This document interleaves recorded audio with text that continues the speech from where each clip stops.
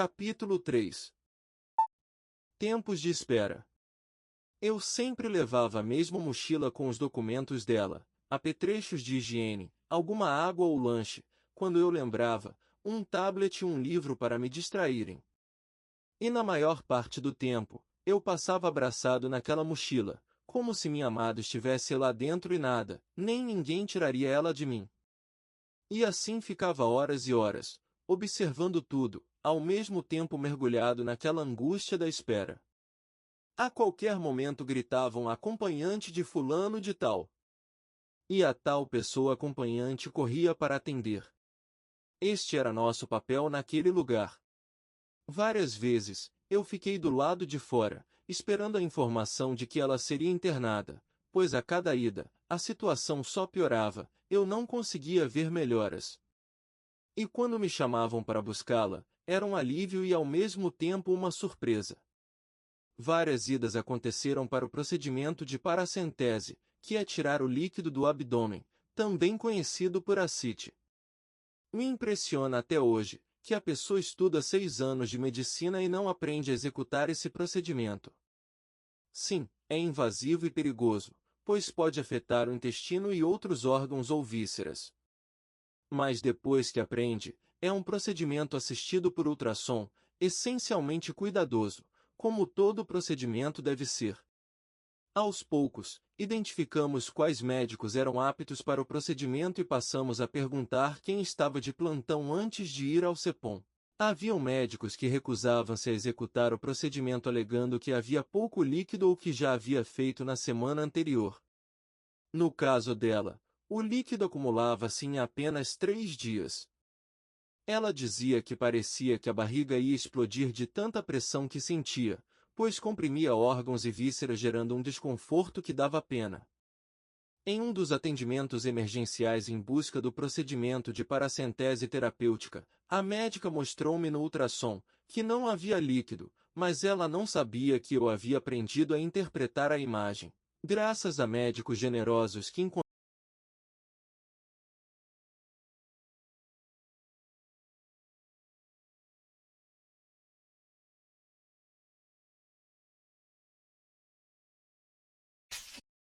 interpretar a imagem, graças a médicos generosos que encontramos nos diversos plantões da noite ou do dia. Minha amada esposa estava deitada, a médica passando gel e eu atrás fiz um movimento negativo de cabeça, bem discreto. Ela logo reconheceu e disse: "Tá bom, doutora, se não há necessidade, não tem problema." Fomos embora e voltamos na manhã seguinte, sendo prontamente atendidos, retiraram quase 3 litros de líquido. Cada dia que eu ficava do lado de fora esperando, notei que minha angústia aumentava, não tinha vontade de me distrair com o celular, como eu via os outros fazerem. Resolvi pegar o livro que eu sempre levava, mas não lia. Falava sobre como o ódio se processa dentro da pessoa. Impressionante como as palavras que estavam contidas lá, cheias de amor, me elevaram o espírito e me confortaram. Sempre que podia, pegava o livro e sempre tive a mesma sensação. A amiga que havia passado por situação igual. Depois de quase 3 décadas sem contato com uma amiga psicóloga, que me ajudou a ser uma pessoa melhor na minha juventude, encontrei-a através de outro amigo psicanalista, igualmente especial, quem também reatei quase 2 décadas depois graças às redes sociais. Estabeleci contato com essa amiga, em meados de outubro de 2022. Conversávamos horas sobre filosofia, política e a psique humana. Conversas de alto nível, sem dúvida. Ela me contou que havia perdido uma filha, braço direito dela no trabalho, para um carcinoma raro, qual haviam relatos de apenas 200 pessoas ao redor do mundo, especialmente no Japão, portadores deste tipo de câncer. Lutaram bravamente, gastaram o que tinham e o que não tinham, ainda que o oncologista houvesse dito que não havia cura, e a filha resistiu apenas 8 meses.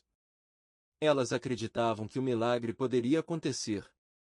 Fiquei sinceramente compassivo, é a minha natureza, pensando em como ela estava dolorida com a perda. Como a depressão entrou na vida dela e como ela ainda lutava para manter-se ativa. Uma guerreira. Enquanto pensava nesse sofrimento, me veio a cena clara da filha se levantando do leito de uma enfermaria e exclamando: Olha! Estou me sentindo bem. Estranho. A filha estava surpresa por sentir-se daquela maneira depois de tanto sofrimento que o câncer provocou. Pensei, o câncer destruiu o corpo, mas restaurou a alma. E relatei a cena para essa mãe, que sentiu um acalento naquele coração tão dolorido. Ninguém morre, amiga. Mortos, estamos nós, nesse corpo diminuto, arrastando-nos para ir de um pavilhão a outro. E expliquei que tudo o que aconteceu com elas havia curado feridas muito profundas. A doença foi um processo de cura. Esta amiga que mora em São Paulo, me acompanhou desde as primeiras suspeitas. Ela generosamente ia desenhando as possibilidades, que me ajudaram a manter-me um passo à frente de cada evento. Era como se eu soubesse o que iria acontecer, qual seria a próxima resolução, através de sinais que ela me enviava, os quais me mantinham muito atento. Aprendi que as dores de toda e qualquer pessoa paciente ou de uma pessoa acompanhante são as mesmas, não importa o tamanho, a intensidade ou o nome. Tudo o que ela havia passado, eu estava passando e era preocupante. Os sonhos dos caminhos que não chegava. Minha amiga psicóloga me ajudou a interpretar 4 sonhos. Os 2 primeiros eram óbvios, o terceiro e o quarto, a sua experiência foi muito útil. Sonho 1. Eu estava em meu sítio querendo ir para a parte de cima do terreno que era muito íngreme. Havia um caminho e uma pessoa me dizia que era por ali que iam para a parte de cima. Eu achei íngreme demais, mas pensei, se tem gente que consegue subir, eu também consigo. Horas. Engatei a primeira marcha e durante a subida só conseguia ver o céu de tão inclinada era a ladeira. Num curto espaço, as rodas dianteiras começaram a patinar e a frente do carro desceu, me deixando atravessado naquela subida. Concluí que seria impossível subir com aquele carro somente de tração dianteira. Perguntei para a mesma pessoa se haveria outro caminho. Ele disse, olha, tem aquele ali mas é bem difícil. Eu pensei, não importa a dificuldade, eu vou por lá. Ao chegar no tal caminho, estava obstruído com entulho, sacos de cimento, madeira e todo tipo material. Impossível passar. Acordei e pensei, estou tentando chegar em um lugar, mas está tudo dando errado. Isso não é bom.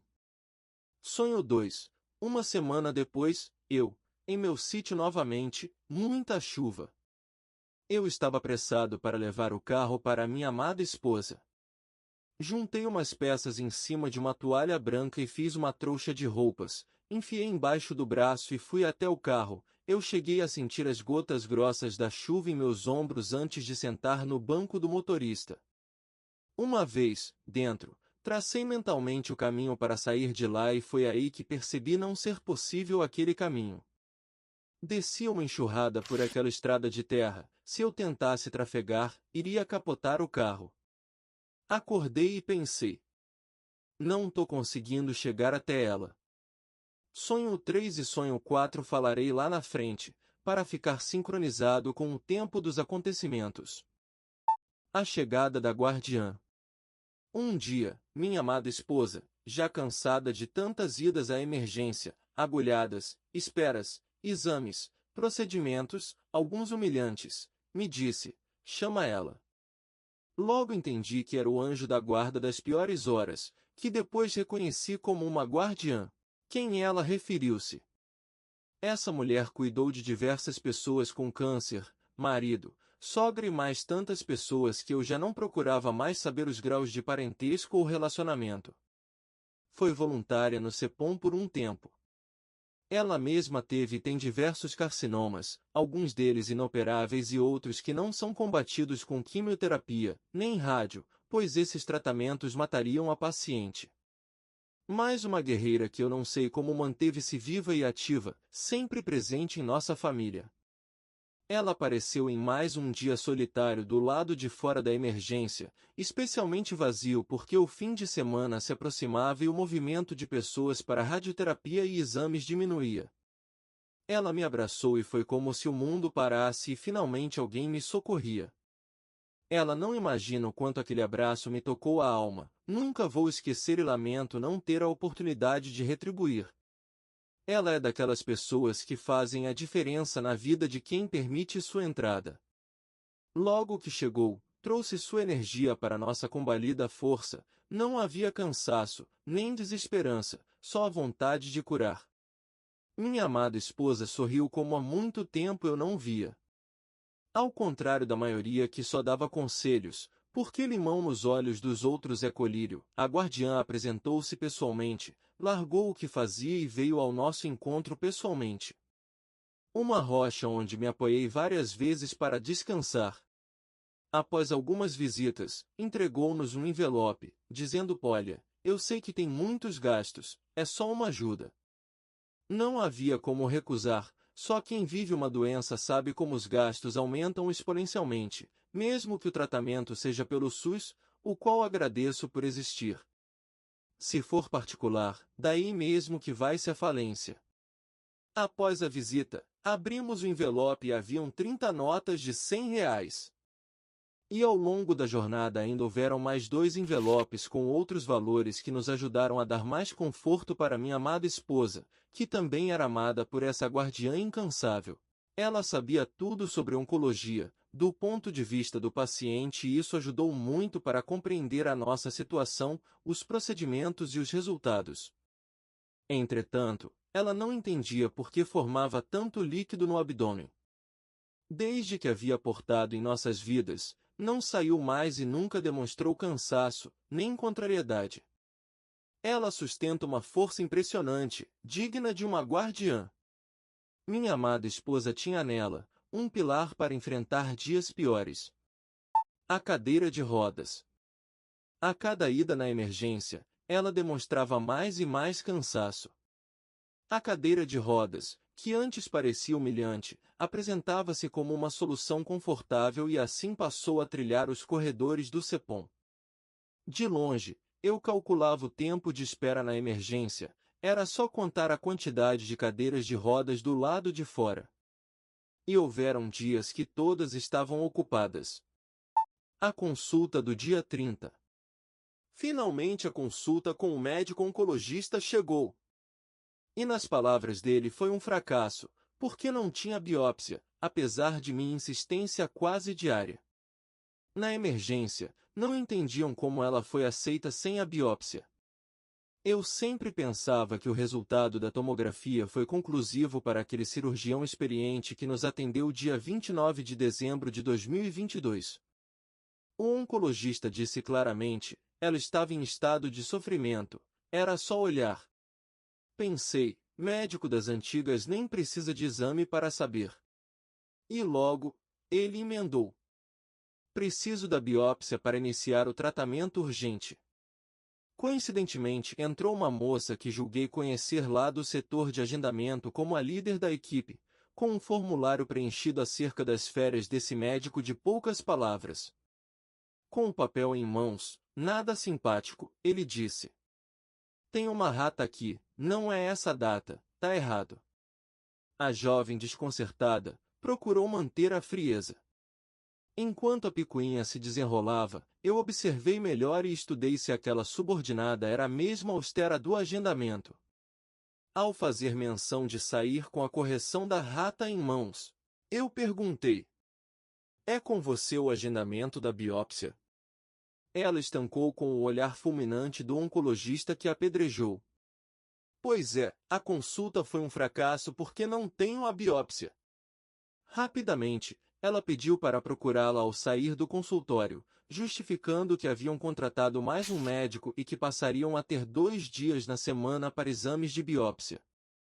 Saímos de lá, apenas com mais morfina em intervalos menores, um atestado de 90 dias e pedidos de exames de sangue.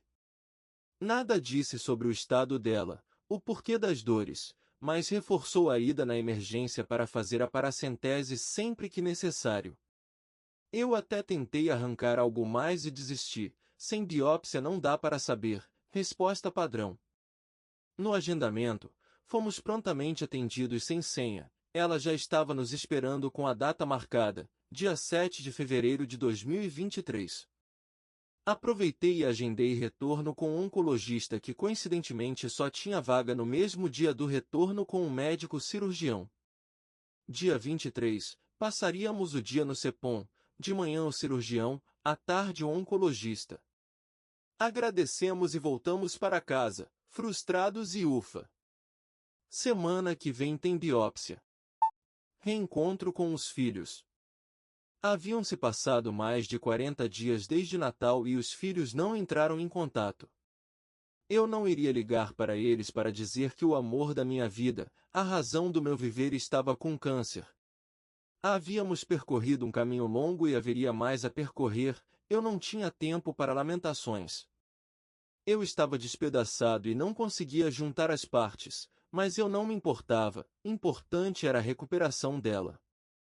O filho caçula me ligou para ajudar na compra de um carro de um tal anunciante. Eu respondi que era golpe e expliquei os detalhes. Claro que ele desistiu e antes de desligar veio a pergunta: como ela está? Melhorou? Daí fui obrigado a dizer o que estava acontecendo. Reclamei da ausência deles em um momento tão importante para mim e não consegui segurar o choro. Eu estava mais abalado que pensava. Dias depois, chegaram os três e fiquei impressionado com o conforto que eles me deram com suas manifestações de afeto. Impressionante como o apoio familiar é fundamental nas horas mais difíceis. Finalmente a biópsia. Chegamos com 1 hora de antecedência por garantia. Fomos muito bem recebidos e encaminhados para uma cama separada de outras apenas por uma cortina, mas não era necessário mais. Ao entrar, vi um homem com uma massa horrível no pescoço, estavam limpando e fazendo curativos. Pensei, na minha santa estupidez, por que não retiram logo, está fácil para operar. Minha nossa, quanta ignorância! Depois fui aprender sobre a formação e o comportamento de um carcinoma. E naquele caso, uma cirurgia mataria a pessoa paciente. Ao lembrar-me da cena, sinto compaixão. Ela trocou de roupa para realizar o procedimento que era assistido através de ressonância magnética e uma espécie de seringa era inserida para sugar um pedaço do carcinoma, em local previamente anestesiado. Eu fiquei ao lado da cama esperando ela voltar do procedimento. Ao cabo de uns 20 minutos, aparece um enfermeiro pedindo a ressonância anterior, aquela que foi conclusiva para ser aceita pelo CEPOM, pois não estavam encontrando a massa de 3,8 centímetros. Com alegria, entreguei o grande envelope que eu sempre carregava e pensei, olha só, está tão pequeno que eles não estão encontrando, nosso trabalho está dando resultado, não cresceu, ao contrário, diminuiu. Ao final do procedimento, me chamaram e eu ajudei a voltar para a cadeira de rodas e depois trocar-se para irmos embora. Recebemos um protocolo, e a pessoa disse que o resultado sairia entre 15 e 20 dias, era só consultar no sistema. No dia seguinte, eu já estava consultando o protocolo. Se levasse 20 dias, nós perderíamos as consultas do dia 23. E dia após dia, eu consultava, até que passados 13 dias, ou seja dia 20 de janeiro, eu resolvi ligar para o setor. O resultado estava pronto. Só ao pegar o resultado em mãos vi que já estava pronto desde o dia 14 de janeiro. Estranhei eu ter acesso ao resultado, certamente eu não entenderia. Mas o resultado foi câncer primário nas vias biliares, com possibilidade de ser câncer tal. Obviamente não entendi nada além de que havia um câncer, mas não me pareceu conclusivo. Como todo brasileiro, não resisti e fui no Dr. Google. Câncer raro, foi o resultado. Fechei a página e depositei minha fé nos médicos e nos remédios. Eu escondi o resultado no fundo do porta-malas do carro, para garantir que minha amada esposa não o encontrasse. Então veio a pergunta: você pegou o resultado? Respondi despretensiosamente não. Você não está escondendo de mim, né? E naquele dia, tive que fazer o que eu nunca fazia. Quando ela duvidava de mim, eu sempre respondia: vulcanos não mentem. E sempre pautei assim minha relação com ela. E com um peso que carrego até hoje, tive que mentir e respondi: não, não peguei. E logo desviei o olhar, pois ela saberia que eu estava mentindo se me encarasse de frente, mas foi melhor assim. Enviei para nossa querida guardiã o resultado da biópsia e ela tranquilizou o marido à beira do desespero, dizendo que aquilo era só uma possibilidade, nada de se preocupar com isso. O encontro com a benzedeira. Eu já havia levado uma multa naquela rua, no dia da consulta com o ginecologista, não levaria outra. Deixei a contragosto na recepção do laboratório e fui procurar vaga para estacionar. Ao voltar, vi a minha amada esposa de longe, sentada, estática, talvez para sentir menos dores, ou perdida em seus pensamentos. Percebi o medo com o futuro incerto. Sentei-me ao lado dela e nada dissemos um ao outro. Respeitei seu silêncio. Levantei-me para espiar a fila de espera e ao retornar, uma senhora puxou conversa, dizendo que é assim mesmo, que é preciso ter fé e mais aquelas coisas que se tira do lugar comum. Porém, quando ela disse que havia notado a preocupação de minha amada esposa e benzeu-a, interessei-me por ela. Queria saber mais. Era uma senhora muito ativa, havia feito dezenas de sessões de quimioterapia e nunca passou mal, era como se tivesse tomado nada, dizia. E foi-me contando os causos dela e eu fui sentindo que estava diante de uma alma generosa e muito forte. Estava com depressão depois da cirurgia que ocorreu sem qualquer problema. Eu disse, uma mulher curadora como você não tem depressão. Auscultei seu registro acástico e descobri a causa. Um desafeto de outras vidas aproveitou-se da brecha que se abriu no corpo fluídico no momento da cirurgia.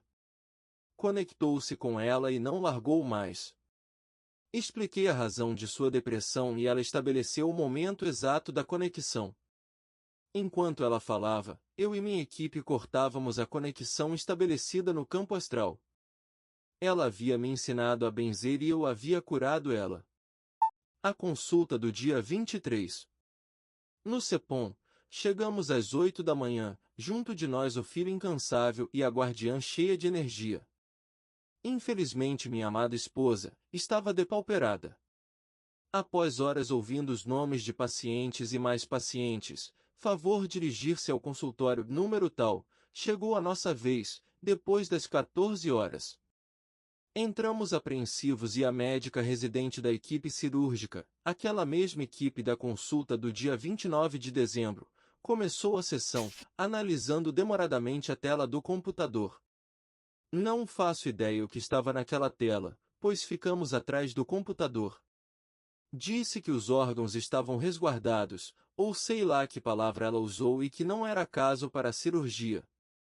Do lado de cada mesa, cada um tentando extrair o que de fato, ela dizia.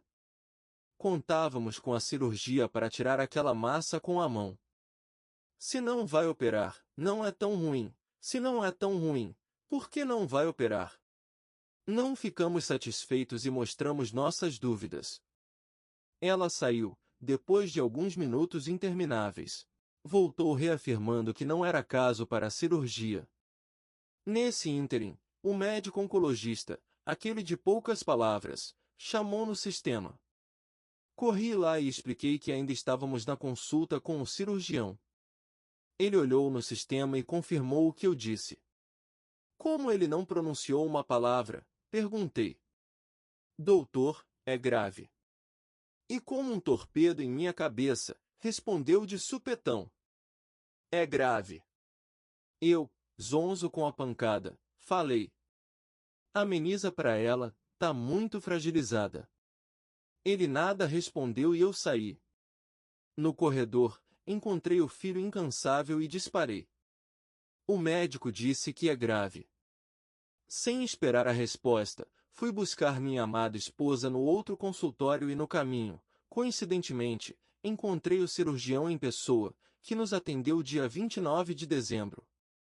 Perguntei novamente se era caso de cirurgia. Ele analisou o papel e confirmou que não era caso para cirurgia. Demo-nos por vencido.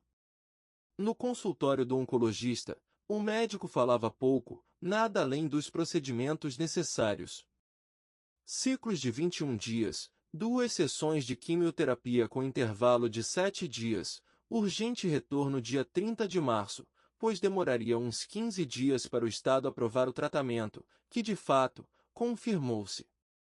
Aquele carimbo vermelho urgente preocupou-me ainda mais, mas poderia ser o jeito dele de pressionar o sistema. Minha amada esposa nada perguntou, estava até apática, mas fez sinal como quem diz, não vão perguntar nada. Eu estava atordoado e esbocei uma pergunta tola, só para não dizer que nada perguntei. Afinal, o pior eu já sabia e escondi o fardo em minhas costas. Eu fiquei arrasado e ela também. Tínhamos fé de que nosso trabalho suprafísico havia dado resultado e que sairíamos de lá com uma cirurgia marcada e alguns comprimidos. O caminho do passado com o pai que trilhou quase 2 anos de quimioterapia estava traçado novamente. Aquele foi um momento particularmente difícil.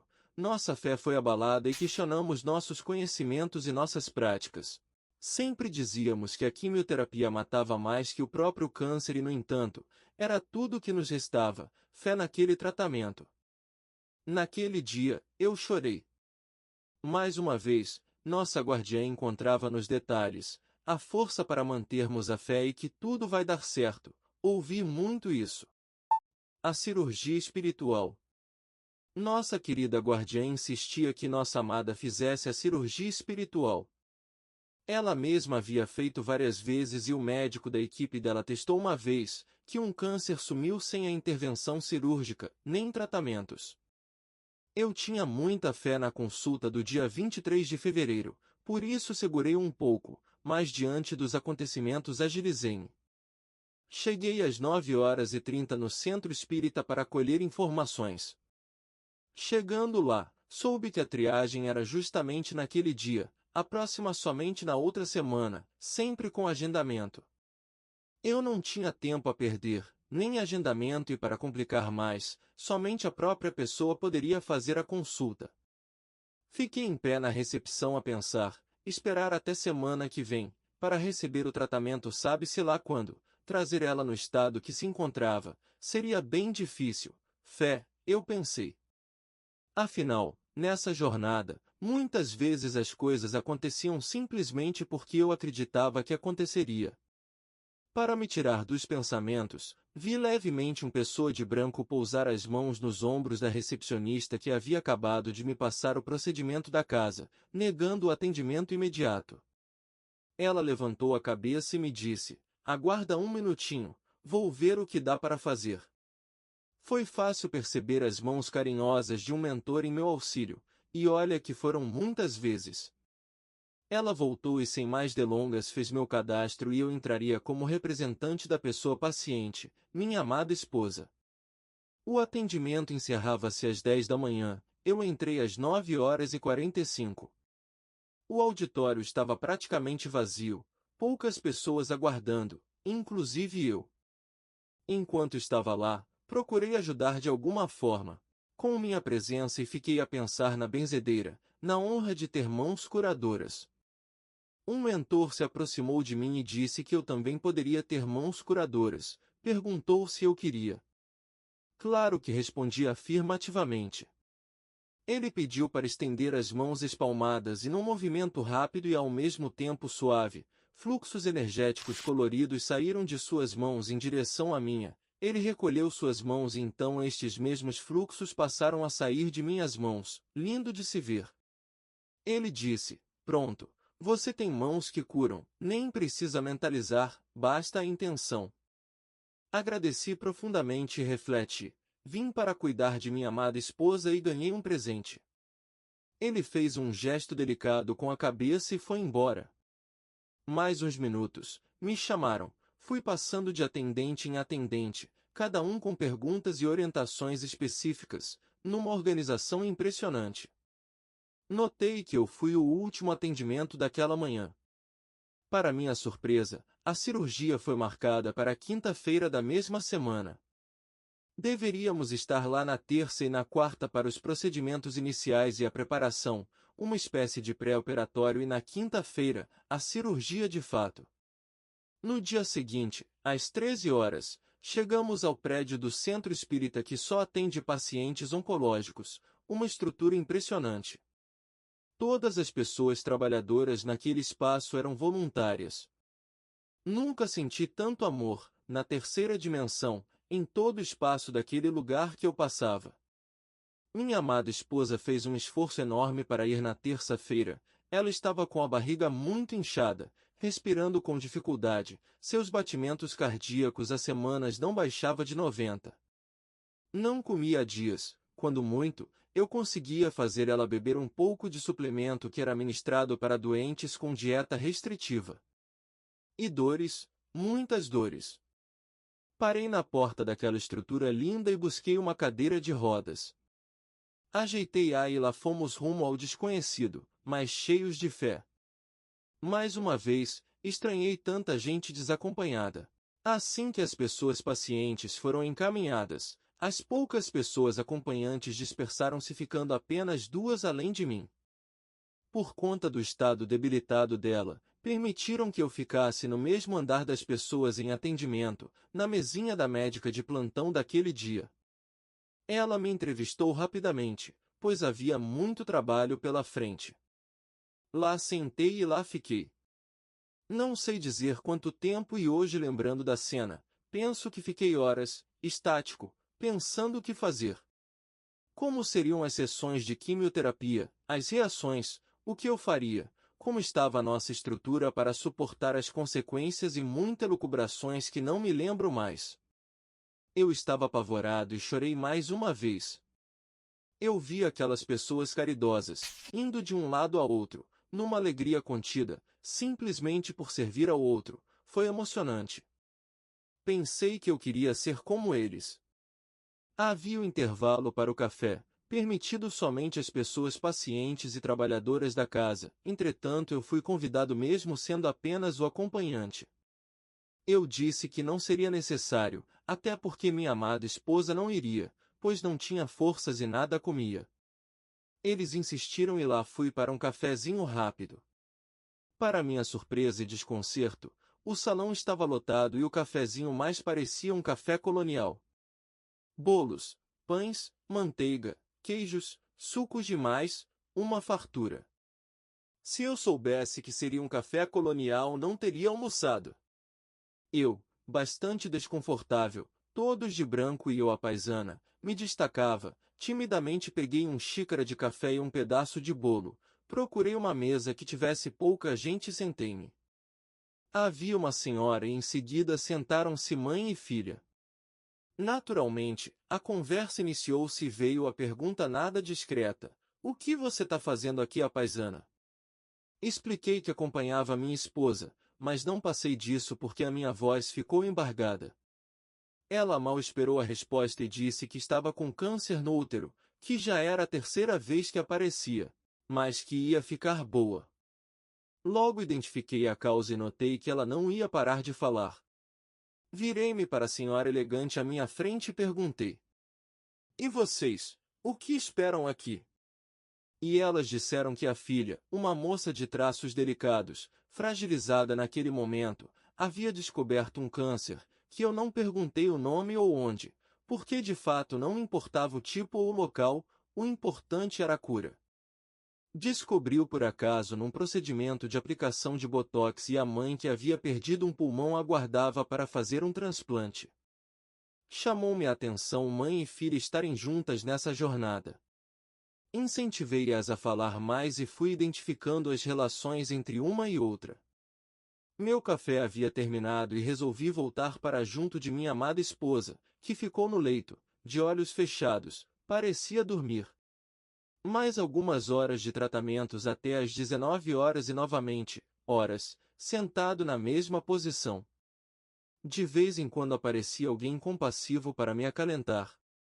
Às 18 horas tocou Ave Maria de Schubert e eu chorei copiosamente.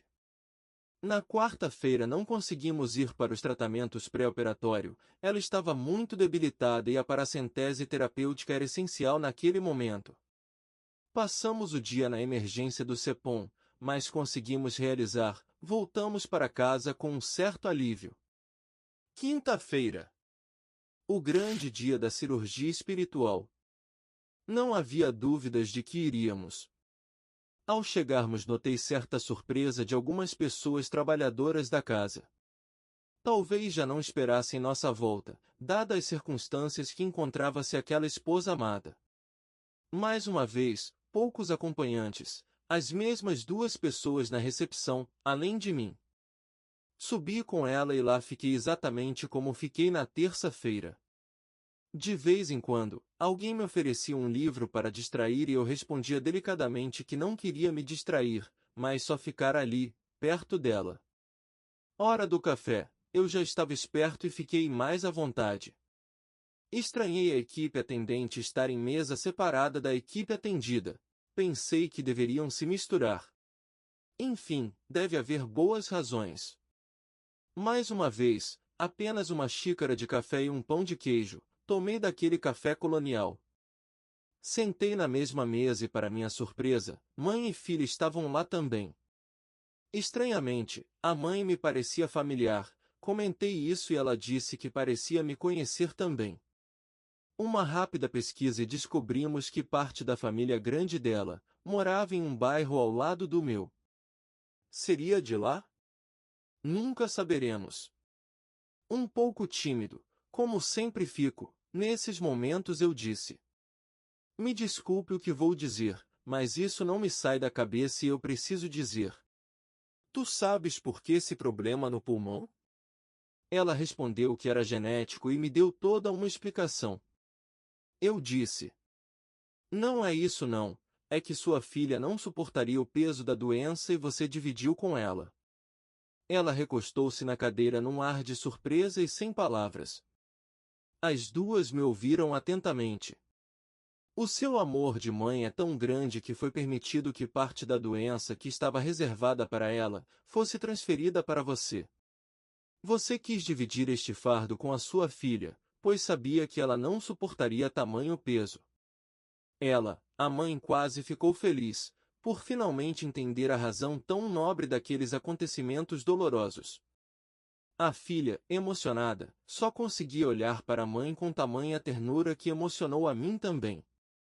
Eu poderia ter dito mais, no entanto não vi necessidade, o amor ensinava tudo.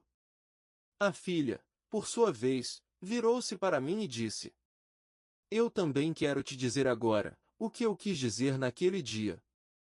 Eu acho muito lindo o amor que você tem pela sua esposa, o cuidado como você trata ela. Meus olhos encheram-se de lágrimas, tentei dizer algo, mas não consegui, engasguei com o meu choro e ela também chorou. Depois, fiquei a pensar como ela havia chegado àquela conclusão, ela mal me viu, ao menos foi o que eu pensei.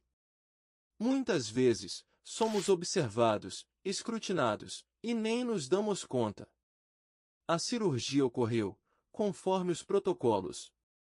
Minha amada esposa sentiu mãos remexendo dentro dela, o corte na barriga e a sensação de sedação. Fomos liberados antes das 18 horas. Ela passou 2 dias se recuperando, com sensações pós-cirúrgicas. Ainda comendo muito pouco, mas muito mais tranquila, como há muito tempo eu não via. A passagem pela ponte. Semanas depois do segundo sonho, veio o terceiro. Eu e minha amada esposa, no carro, voltando para o sítio, nosso lar. Na beira da estrada, já próximo de nosso destino, vi que haviam diversas tábuas com cortes precisos. Parei o carro e fui conferir. Olha só! São as tábuas para a Ponte Nova. Estão reformando as pontes. Os encaixes eram perfeitos, especialmente para pontes de madeira. Pensei, se estão fazendo aqui, que é do lado, a próxima será a nossa. Este sonho foi o mais difícil de interpretar, mas era uma ponte que estava sendo reconstruída, voltando para nosso lar. Isso é bom, pensei. E recorri aos universitários, ou melhor, à minha amiga psicóloga, que me disse que eu estava a construir uma passagem, uma travessia para ela. De fato, todos os meus esforços estavam direcionados para minha amada esposa. Desse sonho, eu gostei mais, porque não se tratava de caminhos fechados, mas de uma reconstrução de caminhos. A conversa com o caboclo. Eu estava sentado, do lado de fora da casa, tomando um ar, enquanto minha amada esposa dormia. Eu sempre velava o sono dela, de longe, eu espiava ela constantemente. Me apareceu uma voz na mente, seguida de uma imagem e um cumprimento. Salve! Saudei-o e logo identifiquei um caboclo. Estranhei ele aparecer sem causa aparente, mas logo pensei que não precisa ter causa aparente. Entabulamos uma conversa, a qual não consigo lembrar, por conta do impacto de seu comentário. Ele disse: a moça pode escolher a hora que quiser ir embora. Se ela quiser ficar mais tempo, ou se quiser ir agora, está tudo certo, tudo dentro do estabelecido, não tem problema algum, não é suicídio. Ela vai ser recebida da mesma forma, se quiser ficar mais tempo ou menos tempo. Eu disse mais ou menos isso. É assim, pode escolher, sem risco de ser julgada? Ele respondeu: não existe julgamento, tudo está certo, não importa como aconteça.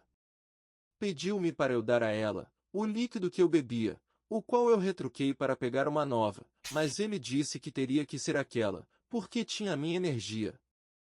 Eu, sem compreender, fiz o que ele pediu. Ela deveria molhar as mãos com esse líquido e passar na barriga.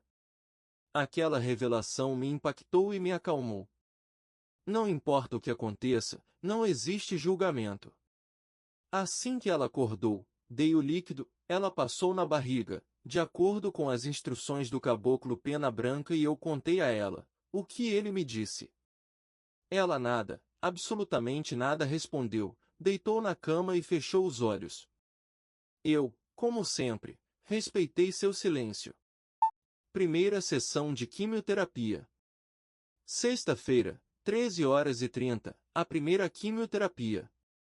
Mais um dia de espera com nossa querida guardiã e nosso incansável filho, juntos nessa empreitada.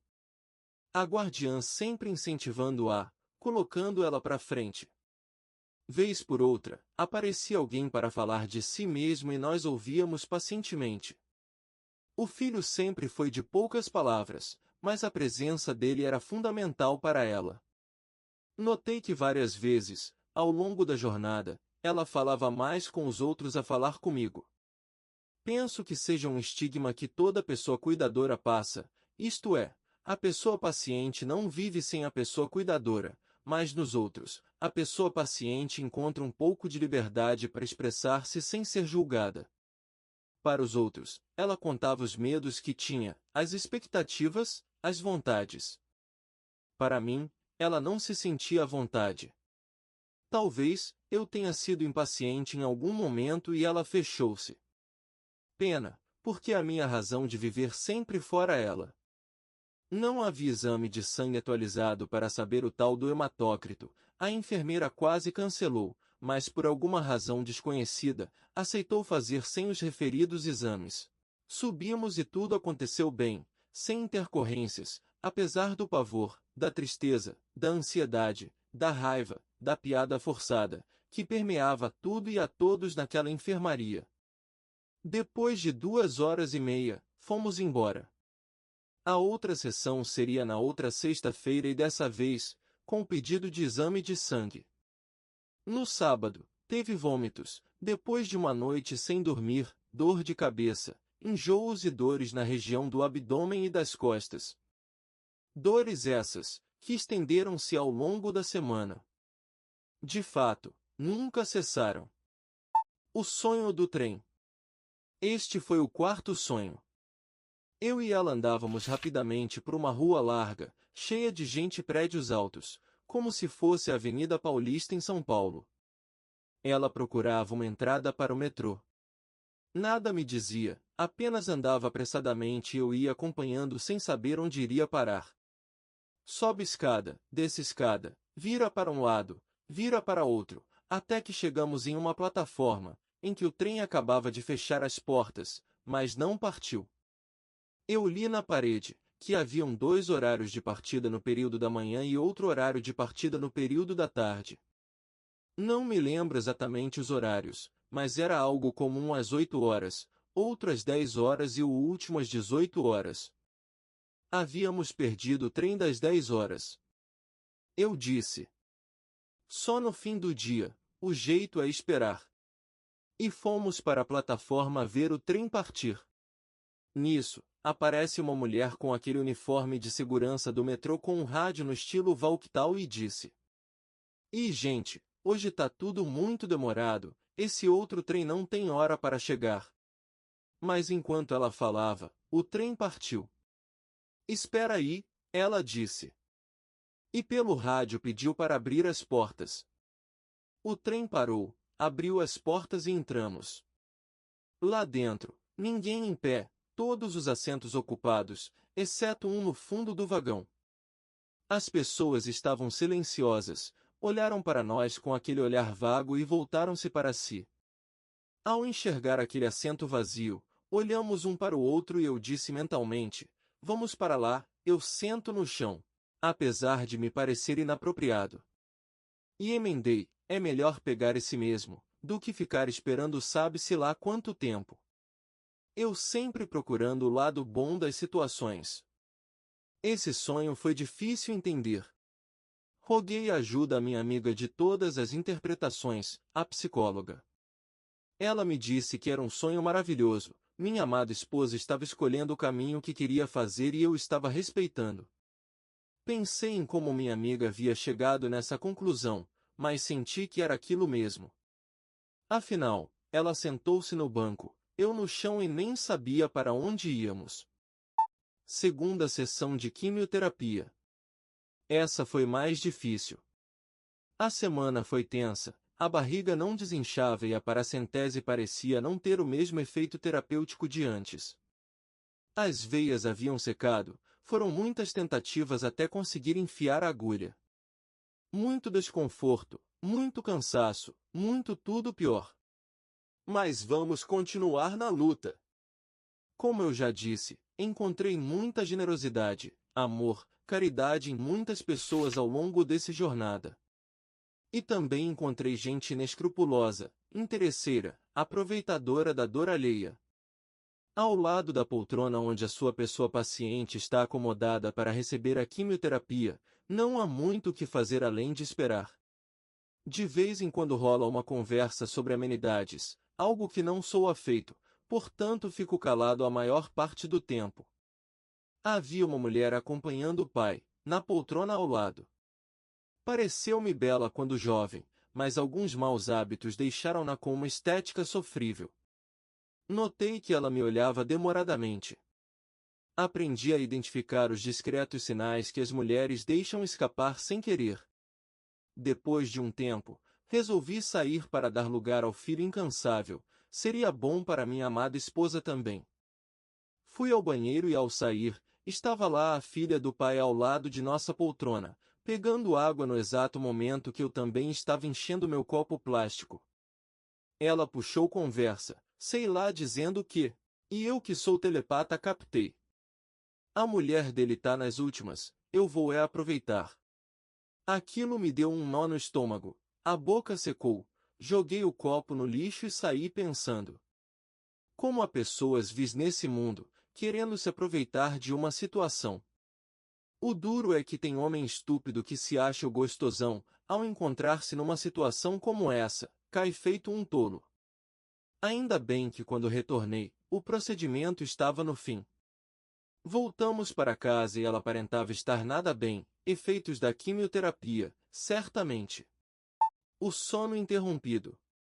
Toda pessoa cuidadora passa por essa síndrome. A pessoa paciente exige cuidados constantes quando acordada. Ao dormir, velamos pelo seu sono, para que fique bem acomodada, verificar se não vai engasgar, ou acordar e não nos encontrar, pode até se afogar com a própria saliva. Todo cuidado é necessário e não é porque está dormindo que vamos descuidar. Nesse contexto, como dormir? Dormimos 1 horinha, 2 horas, cochila-se nada mais, no meu caso. Normalmente, as dores intensificavam-se a partir das 18 horas, não sei o que acontecia. E entrávamos com a morfina de 4 em 4 horas, com resgate 2 horas depois.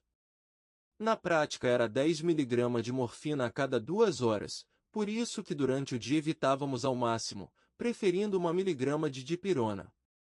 Quando isso acontecia, as dores minimizavam por volta das 23h30 e ela dormia em seguida. Eu, com alto nível de estresse, não tinha sono e tinha receio que as dores voltassem, portanto ficava zelando o sono dela até por volta de 1h30 da manhã. Eu deitava ao lado dela e apagava.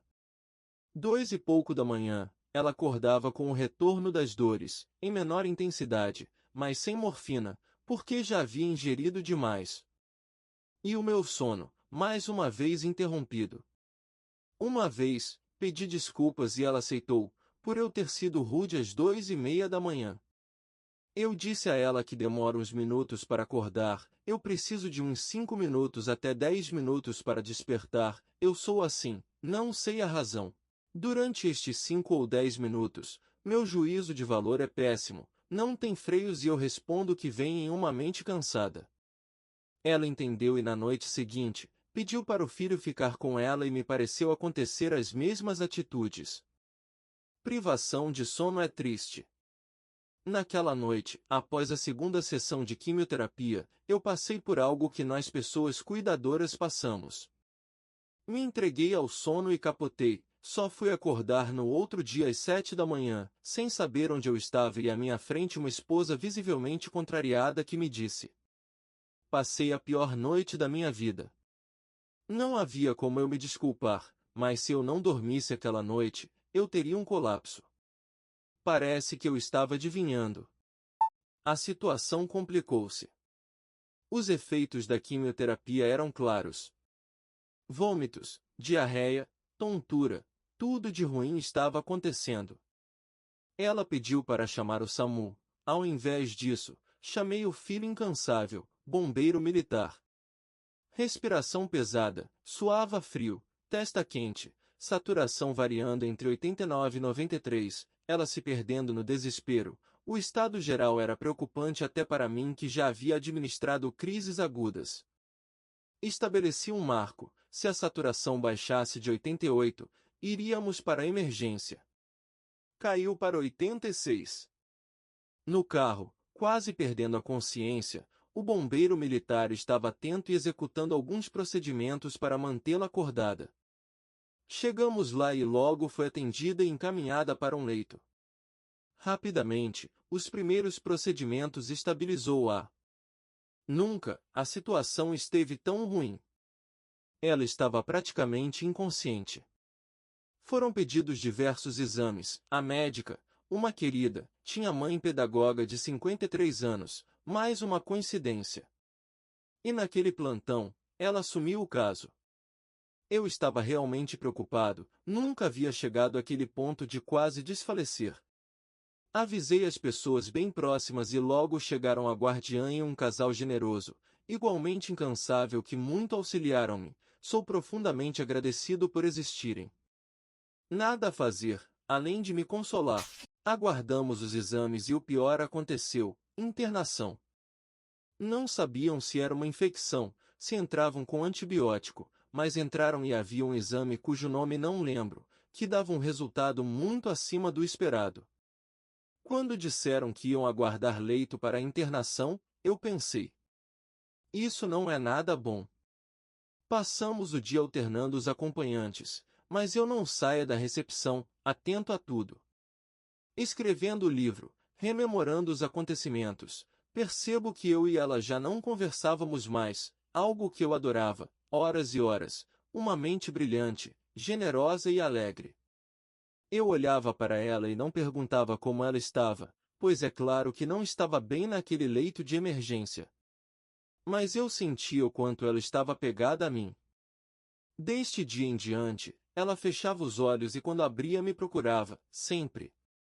E eu não saía de perto, para garantir que ela não se sentiria sozinha. Sempre pedia para eu ajeitar os travesseiros, dizia que só eu sabia o jeito certo. A médica, a querida, sempre vinha me dar notícias enquanto eu estava do lado de fora e outra pessoa estava com ela, nos raros momentos que eu deixava ela, mas tinha uma razão. Eu queria falar com a médica longe de minha amada esposa, porque pessoa paciente tem uma audição impressionante. À tarde, com menos movimento, ela me deu mais atenção. Ela disse que aqueles sintomas poderiam ser efeitos colaterais da quimioterapia. Eu disse bem contente, que tinha certeza, a quimio estava fazendo efeito, e hoje me pergunto por que eu disse aquilo, sabendo que era o contrário. Ela virou para mim, olhou nos meus olhos do alto do seu 1,50 m e me disse bem séria com um ar de surpresa. Não falaram para a família a gravidade deste câncer? Eu respondi rapidamente. É. O médico falou que era grave, mas eu não sei se era grave por causa daquele tipo de câncer ou se todo câncer é grave. Ela entendeu a minha dúvida e retrucou. Este tipo se desenvolve rapidamente em pessoas jovens como ela. O que ela sente é efeito do câncer. Vamos internar e lá vão cuidar dela. Somente neste momento, um médico foi claro quanto à gravidade da situação. Fui para trás do prédio e chorei, chorei muito. Chegou a noite nada de leito liberado, até que ouvi que houve um falecimento na internação, que depois vim a saber que era mãe de uma moça que eu conheci na prefeitura, mais outra estranha coincidência. Mas a transferência seria somente no domingo. É claro que eu passaria a noite com ela, que ficava de olhos fechados o tempo todo, eu pensava que dormia, mas não. Ela na cama, eu numa cadeira, destas de recepção de prefeitura, com a cabeça encostada na mesma cama. Resolvi procurar algo para assistir, para me distrair, algo raro para mim. Procurei e sempre voltava no primeiro filme que apareceu, Cidade dos Anjos com Nicolas Cage e Meg Ryan. Eu já havia assistido umas 3 vezes, mesmo assim apertei o play. Ela dormia, por causa da quantidade enorme de sedativos. Pouco mais da meia-noite, entra uma técnica de enfermagem e pergunta espantada. O que está acontecendo? A emergência está vazia. Isso nunca aconteceu. O que está havendo? E saiu. Dei uns minutos, conferi se minha amada esposa estava dormindo mesmo e fui dar uma volta. De fato, ninguém, completamente vazio, somente eu e minha esposa. Voltei ao meu filme, já numa poltrona, afinal estava tudo liberado e só 2 dias depois fui saber a razão da emergência vazia. A internação. No domingo, como eu havia ficado a noite inteira, precisava ir até a kitnet trocar de roupa, tomar um banho e comer algo. O filho incansável ficou em meu lugar e nesse ínterim fizeram a transferência e eu não estava lá para acompanhar. Lá na internação foram rígidos, somente um acompanhante com hora certa para render o outro. Não havia como eu entrar antes das 19 horas, aquilo foi um castigo para mim que não fiquei lá para esperar. Enquanto aguardava minha hora conversei muito com a guardiã. Ela sempre positiva e eu bastante preocupado. Finalmente chegou a hora de render o filho, fiz o cadastro e segui a indicação que me deram. Eu só lia paliativo, ia subindo cada vez mais devagar e lia paliativo, temendo que ela tivesse ido direto para o setor paliativo. Continuei a caminhar cambaleante e finalmente vi a placa internação. Me passaram o leito errado e não sei porquê, eu sabia que estava errado, fui em outro quarto, onde sentia-me atraído e de fato, lá estava ela e o incansável filho. Minha amada esposa olhou-me com aquele olhar cansado, aliviada por me ver e tentou esboçar um sorriso. Eu beijei-a ternamente na testa e fiquei 24 horas ao lado dela. Eu queria passar todos os dias e noites com ela, sem notar o quanto eu estava sendo egoísta ao furtar do filho, os cuidados que ele também queria oferecer. Ao perceber, graças ao auxílio da filha do meio, cedi e revezávamos os turnos. Remédios e mais remédios, sempre um entre-sai de técnicos, enfermeira, faxina, cozinha. Ela, com desconforto o tempo todo, sempre pedindo para eu ajeitar o travesseiro ou a cama. De fato, o corpo estava reclamando demais. É grave. Ressoava em minha mente aquela consulta do dia 23 de fevereiro. Dia 20 de março, ela estava internada em estado grave, tudo muito, muito rápido. Eu vi o câncer crescer na barriga dela, eu senti a vida dela escapando entre meus dedos. Muitas vezes, ela pensava que era líquido e eu sentia que aquela massa de 3,8 centímetros, já passava dos 20 centímetros, crescia muito rápido. Os médicos evitavam falar de maneira direta, muitos não aguentam e desabam. No segundo dia, eles notaram que eu e o filho tínhamos estrutura para escutar o pior. Suspenderiam os antibióticos e o tratamento quimioterápico, restando apenas ir para o setor paliativo. Não foi assim, tão simples, eles deram uma aula de como o câncer processa e assume o corpo. Até aquilo que a pessoa oncológica come, aquela massa disforme rouba para ela própria. A pessoa paciente oncológica pensa que alimenta o corpo, mas alimenta o câncer. Todos os órgãos perdem na luta pela energia para sobreviver, por isso a pessoa vai ficando cada vez mais cansada. A morte solitária. No segundo dia que fui render o filho acompanhante do dia, eu abri a porta e ouvi aquela respiração ritmada e alta. Pensei que fosse uma máquina de oxigenação mecânica. Era uma mulher que tomava 40 miligramas de morfina. Estava completamente sedada, não falava, não comia, não se mexia, somente aquela respiração profunda. E foi assim a noite inteira. De manhã, troquei com o filho, mas consegui falar com o médico bem na hora que deixava o quarto e voltei à noite. Esse médico, mais direto, confirmou o abandono do tratamento e a ida para o setor paliativo, era só liberar um leito. Mais tarde, disse o mesmo para o filho e pudemos confirmar a mesma versão. O filho pediu para ficar naquela noite também porque precisava do dia para realizar alguns afazeres, a contragosto aceitei e passei a noite em claro. Ao chegar na manhã seguinte às 7 horas, no quarto, a primeira coisa que notei foi o silêncio. Notei que a mulher ainda estava no leito, provavelmente aliviada daquela respiração difícil. Ao mesmo tempo chegou uma das filhas, que me cumprimentou e eu retribuí, para render o irmão que havia passado a noite. Foi quando essa filha que havia acabado de chegar, ao chamar a mãe num tom elevado para um quarto de internação, notou que ela estava dura e gelada. Aos berros, disse que a mãe morreu e começou uma algazarra de lamentações. Minha amada esposa que dormia, acordou e foi ficando agitada. Eu cheguei bem próximo do ouvido dela e sussurrei: que os mortos enterrem os seus mortos. A verdadeira vida não é aqui. Aqui, estamos mortos, vivendo nesse corpo diminuto. Na casa do Pai é que realmente vivemos. Lá é a vida. Ela acalmou-se e eu, segurando a mão dela, observamos os acontecimentos seguintes em silêncio. Impossível não ouvir a conversa ao lado e testemunhei uma mãe que criou 8 filhos e morreu sozinha. Aquele filho acompanhante simplesmente não notou quando a mãe parou de respirar, provavelmente estava em sono profundo e naquela manhã até tentou esboçar um choro, mas a tristeza não chegava a este ponto. A moça desolada. Em um setor de internação, o movimento não para. Aquele leito ao lado foi rapidamente liberado e à tarde foi ocupado novamente. Era uma moça com não mais que 40 anos, ia constantemente ao banheiro acompanhada do marido, impedindo um descanso tanto dela, quanto nosso. Reclamava muito, gemia baixinho e vomitava, um quadro difícil. No dia seguinte, minha amada explicou-me com dificuldade, pois a articulação das palavras ia ficando cada vez mais difícil e eu nunca soube a razão, que a moça ao lado estava muito doente e foi descrevendo o que ela tinha. Fiquei impressionado porque eu não entendia uma palavra daquela moça que eu sabia, sofria.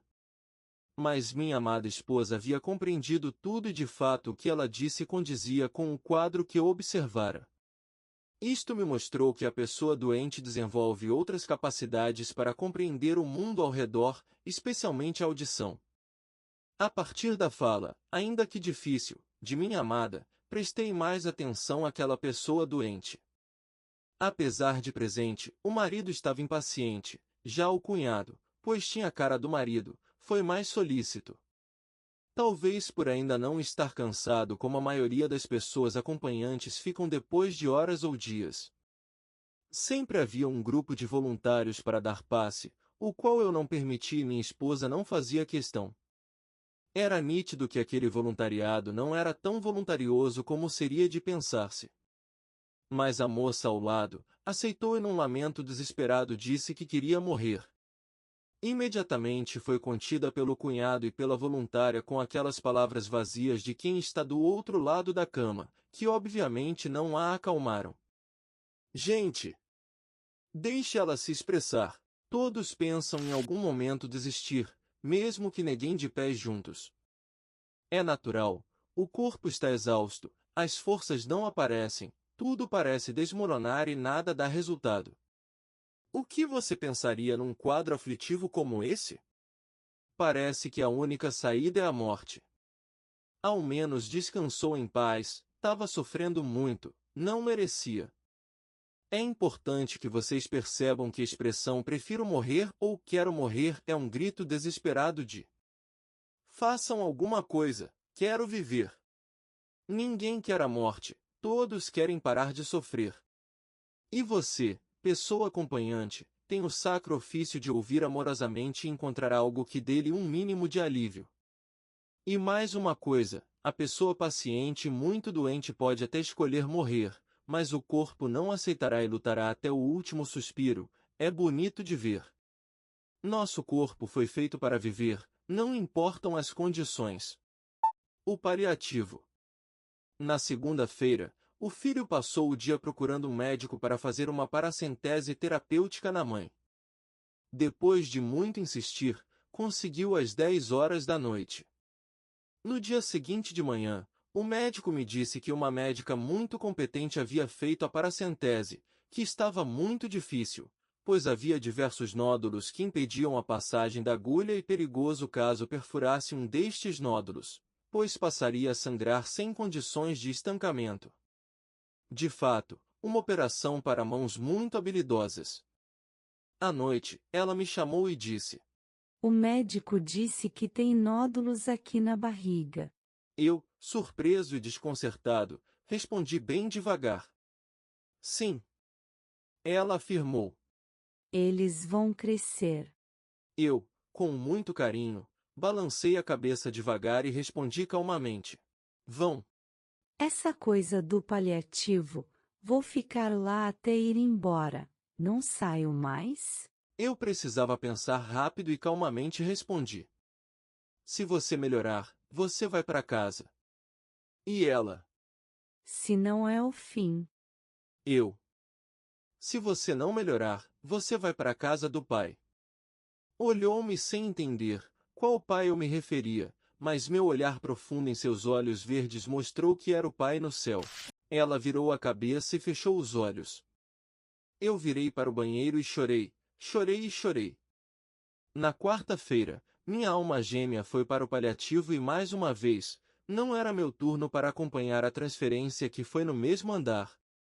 As visitas já haviam começado no domingo, logo que internou, e todo dia, uma pessoa de cada vez tinha o direito de ficar até meia hora, entre 14 e 15 horas.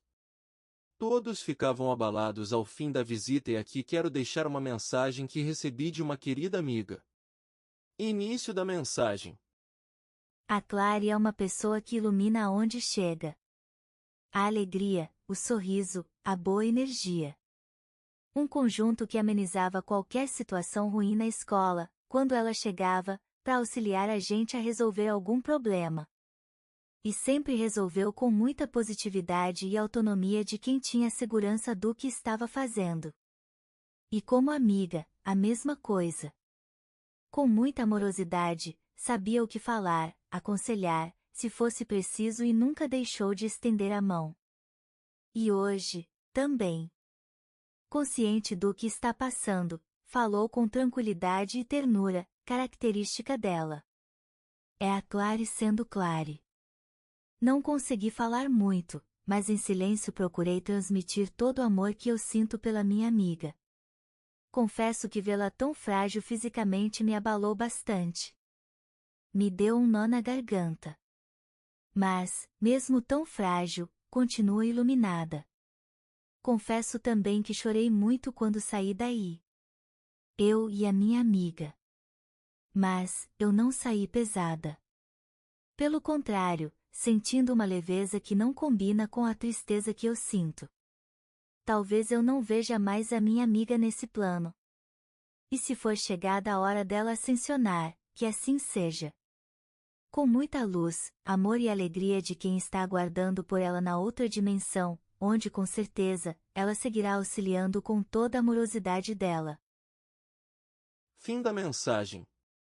Um grande medo que minha amada esposa revelou é que usassem sonda para ela alimentar-se.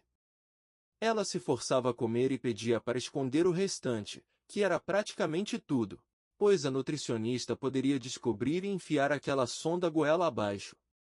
Era até engraçado a preocupação dela.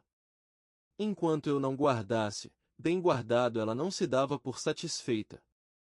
E assim eu fazia em todas as refeições. Outra coisa que notei é que não conversávamos, pois a atenção dela estava completamente voltada para o corpo, que doía, que estava inchado, que não se mexia, enfim, um desconforto constante que somente com muita morfina para acalmar. Depois que entrou no paliativo, as chances são muito baixas e os médicos não escondiam a situação grave dela. Eles diziam que em um determinado momento, eles entrariam com um processo de sedação, para que a pessoa oncológica embarque em um sono profundo, com momentos curtos de pouca lucidez, até finalmente não acordar mais. Sim, é o fim como ela mesma havia dito. Naquela sexta-feira, ela ainda estava lúcida, apesar de dormir a maior parte do tempo, pediu para eu chamar o filho, pois ela queria falar comigo e com ele juntos. Imediatamente chamei-o e ele disse que chegaria às 11 horas. Fui ao médico e informei que a mãe havia chamado o filho, que chegaria às 11 horas e que logo depois, eles poderiam entrar com a sedação. Para minha surpresa, ele me respondeu que já havia combinado com ela e que bom que eu dizia a mesma coisa, sinal de que todos estavam alinhados. Mas eu não havia combinado algo desse tipo com minha amada esposa, ela resolveu sozinha. Que coragem linda! O filho chegou pontualmente, como sempre, ela acordou, esperou um pouco, pediu para nos posicionarmos bem em frente a ela e disse: Fiquem bem. Façam o combinado, se cuidem. Respirou e tornou. Eu vou cuidar de vocês. Deu uma pausa. Agora é esperar. Com um leve sorriso, deitou a cabeça e adormeceu. Mais uma vez, corri para o banheiro e chorei desesperadamente. Pedi para o filho ficar no período da tarde, pois eu queria ficar no período da noite. Ele já havia dito que não queria ver a mãe partindo na frente dele. À tarde, encontrei-me com a inseparável guardiã e pela primeira e última vez choramos compulsivamente, abraçados na calçada, a dor era tremenda. Ficamos assim não sei quanto tempo. Depois, eu jurei a ela que não choraria no velório, algo que descumpri com louvor. Mais tarde, 19 horas, estava eu no Cepom, sem dormir há quase uma semana. Antes de subir, resolvi jantar, afinal ela já estava em estado de sedação e 20 minutos a mais ou menos para jantar não faria diferença, não para ela. A verdade vos liberta. A comida que servem lá é a mesma base que servem aos pacientes, portanto é para alimentar o corpo e não o espírito e muito menos o fino paladar. E devo dizer que é muito boa. Servi-me rapidamente, nunca havia muitas opções, o que facilitava a escolha. Procurei um lugar para sentar, tudo ocupado, exceto uma cadeira em frente a uma moça. Pedi licença, sentei-me entre uma garfada e outra. Naturalmente iniciamos uma conversa sobre nada mais, nada menos que nossas amadas pessoas oncológicas. Comecei dizendo que minha amada esposa estava no setor paliativo, eu tinha essa necessidade de falar. Ela disse que a mãe já esteve no paliativo, saiu, foi para casa e voltou para a internação. Desta vez, iria novamente para o paliativo, mas as chances eram pequenas. Eu deixei de lado minhas angústias e fui ouvindo ela, visivelmente sofrida e cansada. Ela disse que a mãe dela não sabia o estado verdadeiro porque ela escondia. Falava com os médicos longe dela e os médicos também escondiam o real estado de saúde. Se a mãe soubesse, entraria em depressão porque ela é muito fraca emocionalmente. Fiquei estupefato e disse: Você não deveria esconder a verdade dela. Você acha que ela não sabe? Ela sabe sim. Você pensa que ela não escuta a conversa com os médicos? Escuta sim. Doente desenvolve uma audição muito melhor que a nossa. Parei e pude observar o semblante dela, estupefato por sua vez e continuei. Você deve contar a verdade para ela. É um direito dela. Ela tem que saber o real estado, mesmo que isso deixe ela mal, mas é o nosso dever contar a verdade. O mestre não disse: a verdade vos liberta? Então, você deve contar sim. E saí, porque já havia me alongado mais do que eu queria naquela janta de 20 minutos. Entrei no quarto e lá estava ela na mesma posição que deixei, dormindo com a respiração curta e espaçada. Fui ajeitar a coberta, num gesto de carinho com minha amada esposa, alma gêmea, que estava partindo sem mim. Ela acordou, olhou para mim contente e disse: Oi! Nunca vou esquecer o semblante contente por me ver, e dormiu imediatamente. Pensei, foi só um espasmo involuntário, nunca saberei. Reparei que a cama ao lado estava vazia, a senhorinha com uma tosse e respiração fortes, dura na queda, ainda viveria muito, foi transferida para um hospital mais próximo da cidade dela para receber mais visitas. Estávamos sozinhos. A movimentação da equipe de enfermagem ou da cozinha era mínima. Ajeitei a poltrona e lá fiquei olhando para ela, com suas palavras reverberando em mim. Agora é esperar. E foi o que eu fiz, naquela solidão de um quarto de tratamento paliativo, olhando através da janela e nem sei o que pensava, só sei que fui ao banheiro várias vezes para chorar. Em uma destas voltas do banheiro, olhei para aquele corpo extremamente inchado e pensei que se houvesse um milagre, no qual eu acredito piamente, teria que ser um dos grandes, porque só acordar não seria suficiente, teria que reconstruir todo o corpo, porque para ficar uma viva morta, é melhor ir mesmo. E pensei isso com compaixão. A passagem. Pouco depois das 22 horas, eu estava acomodado na medida do possível na poltrona, meio sonolento, mas atento, quando notei uma movimentação no ar. Abri os olhos e vi dois anjos carregando minha amada, cada um de um lado amparando-a pelos braços. Notei quando ela pediu para se virar, pois queria ver, talvez confirmar tudo o que eu havia dito. Eu aproveitei o momento para dizer pela enésima vez o quanto eu a amava e que eu não estava me separando dela, eu continuava casado. Emendei. Viu? Eu te disse que a vida continua, agora você tá vendo. E percebi uma certa alegria me percorrendo, eram anjos que foram se juntando, um após o outro em um coro de felicidade. Eu disse a ela: Tá vendo? Tem um grupo de anjos alegres com a sua chegada. Tá certo que a alegria de anjo não é igual à nossa, mas eles estão felizes. Você percebe? Ela nada respondeu, mas observou tudo, claramente cansada. Aqueles dois anjos amparadores viraram e subiram com um grupo de anjos felizes e a cena desvaneceu-se. Voltei-me ao corpo e estava igual, na mesma posição e na mesma respiração, mas eu soube que a alma já não habitava lá. E mais uma vez chorei, chorei e chorei, mas nem me dei ao trabalho de esconder mais. Noite foi embora, sem dormir mais uma vez. Amanhã chegou e resolvi descer para tomar café, afinal minha presença não era mais necessária. Peguei um pão, uma fatia de queijo e um café. Procurei a moça da conversa na janta, pois queria continuar o colóquio, mas não a encontrei, apesar de minha perscrutação do ambiente. Ao final do café, retirei-me da cantina e encostei no vidro da porta de saída, aguardando o filho que ficaria com ela naquele sábado, dia 25 de março de 2023. Estava distante, pensando na cena dos anjos. Uma moça passou por mim, parou e disse: Oi. Eu fiz um esforço, fixei-me no olhar dela, um leve sorriso e identifiquei. A moça da verdade vos liberta. Ela só deu oi e subiu. Foi a minha vez de ficar estupefato. Era outra pessoa. Mais jovem, descansada, com uma postura ereta. Efeito de nossa conversa?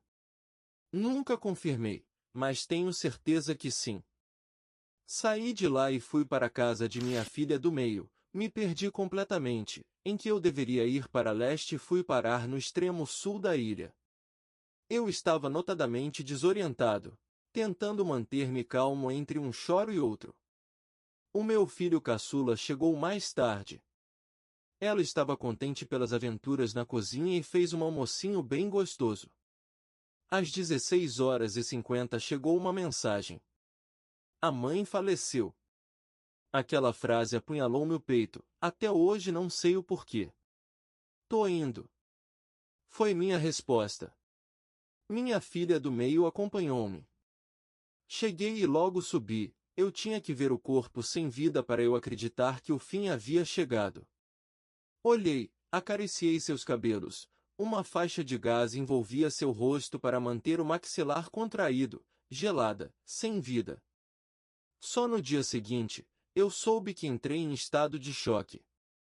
E assim fiquei por dias. O velório. Ao sair do hospital para os trâmites da destinação do corpo, que no caso dela seria o crematório, deparamos com o comércio implacável dos abutres. Você paga para viver e paga para morrer. Normalmente quem cuida disso é a pessoa mais próxima da família e com mais discernimento, ninguém menos que nosso filho, bombeiro militar, que apesar de ter passado tudo junto comigo, mantinha-se firme, e minha filha do meio que amparou-me e protegeu. Eu não tinha condições de decidir, nem escolher e ainda assim, sugeri o caixão mais barato, flores do meu gosto e nada de coroa. Este é o meu conselho. Sempre vai aparecer alguém para oferecer uma coroa de flores, como uma última demonstração de solidariedade na morte, uma vez que não fez o mesmo durante a vida.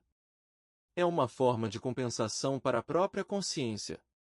Apesar de minha dor, tive que amparar algumas pessoas, pois existia uma certa revolta, por ser uma pessoa tão jovem, 53 anos e 7 meses, alegre, generosa, uma luz na vida de todos.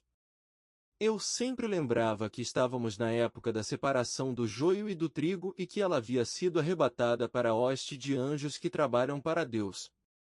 Pensamentos raivosos atrapalham demais a passagem da pessoa que acabou de deixar o corpo tridimensional.